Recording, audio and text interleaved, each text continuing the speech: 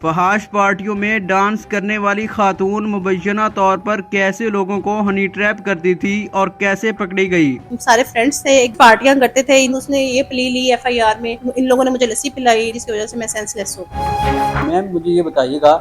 मामला था क्या जब वो खातून आती है अपनी एफआईआर दर्ज करवाती है, उसका मौक़िफ़ क्या था?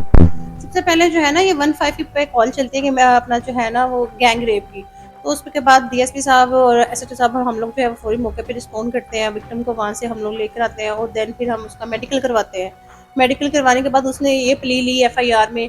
कि अपना जो है इन लोगों ने मुझे लस्सी पिलाई, लस्सी में जो था वो नशावर कोई चीज़ थी जिसकी वजह से मैं सेंसलेस हो गई। लेकिन फिर जो बाद में उसका मेडिकल करवाया जाता है तो उसके साथ टॉक्सिकोलॉजी का भी टेस्ट करवाया जाता है ताकि इस को भी देखा जाए कि वाकई में उसको कोई इस तरह की कोई सेंसलेस चीज़ दी गई थी या नहीं दी। एफआईआर लॉन्च होने के बाद फ़ौरन मेडिकल करवाया जाता है और मुलजमान जो थे उसमें अरेस्ट किए जाते हैं। ठीक है, मुलजमान को अरेस्ट करने के बाद उनका रिमांड लिया जाता है, लेकिन जैसे ही 2 दिन का रिमांड हमारे पास कंप्लीट होता है मुलजमान का, तो विक्टिम जो है वो हमारे पास नहीं आती, लेकिन फ़ौरन से जो है वो कोर्ट में जाके बयान देती है। 2 मुलजमान में के हक में एजाज और अबरार के हक में बयान दे देती है कि ये मेरे भाई हैं, इन लोगों ने मेरे साथ जो है वो कोई भी ज़बरदस्ती नहीं की। सिर्फ 2 मुलजमान के हक में वो बयान देती है, जिसके बाद उसके जो है वो एंटी रेप एक्ट का पर्चा दिया जाता है। मुलजिम अपना जो है वो विक्टिम को अरेस्ट किया जाता है और उसके ऊपर जो है वो 22 से 22 बी की कार्रवाई की जाती है। जो पैसे लेन देन का मामला है वो भी सामने आया, कितनी अमाउंट थी जो कि इस हनी ट्रैप के मामले में जो मुलजिम था उसने दी उस खातून को? अभी एग्जैक्ट फिगर तो हमें भी नहीं पता,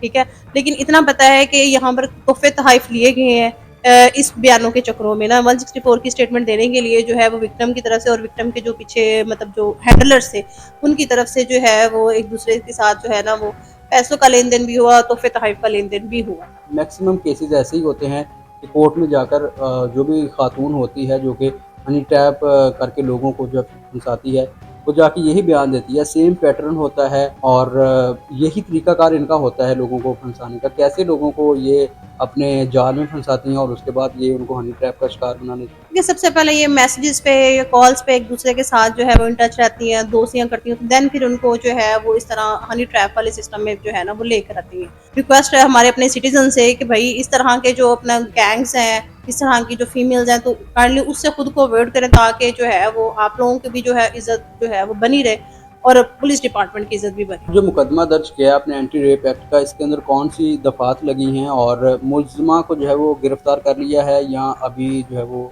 मामला जारी है? इसमें एंटी रेप एक्ट के 22(2)A, 22(2)B और 213 जो हमारी ताज़रात पाकिस्तान की हम लोगों ने दफात लगाई हैं। बाकी इसमें जो है वो हमारी जो 375 की विक्टिम और इस जो 22 से 22B की मुलजमा थी वो हम लोगों ने उसको गिरफ्तार किया, उसको बाकायदा हम लोगों ने इसमें जुडिशल भी कर दिया हुआ है। वो इस टाइम जुडिशल हो चुकी हुई है। जो गिरोह लोगों को इस तरह से जाल में फंसाते हैं, उनको आप क्या पैगाम देना चाहेंगी कि उनके इरादे नाकाम होते हैं और फिर जब इन्वेस्टिगेशन होती है हक़ाइक़ सामने आ जाते हैं, उनके लिए क्या पैगाम है? देखिए लॉ इन्फोर्समेंट एजेंसीज जो हैं उन्होंने तो फिर हरकत में आना ही है। जब ज़ाहिर सी बात है जब आप किसी एक शरीफ शहरी की इज्जत के साथ जो है वो इस तरह का काम करते हैं तो फिर जो लॉ इन्फोर्समेंट एजेंसीज हैं तो उनका तो ये अपना काम है ना कि वो इस तरह जो है वो शहरियों हमारे अपने शहरियों के भी महफूज करें। तो लॉ तो हरकत में आता है, तो उनको भी मेरा यही पैगाम है कि लॉ हरकत में आता है तो काइंडली इस चीज़ से आप भी अवॉइड करें ताकि आप भी सुकून से रह सकें और बकाया जो है वो हमारे अपने सिटीजन है वो भी सुकून से रह सकें। जब इन्वेस्टिगेशन की और पता चला कि ये मामला एक गैंग रेप का नहीं है बल्कि ये एक हनी ट्रैप का मामला है,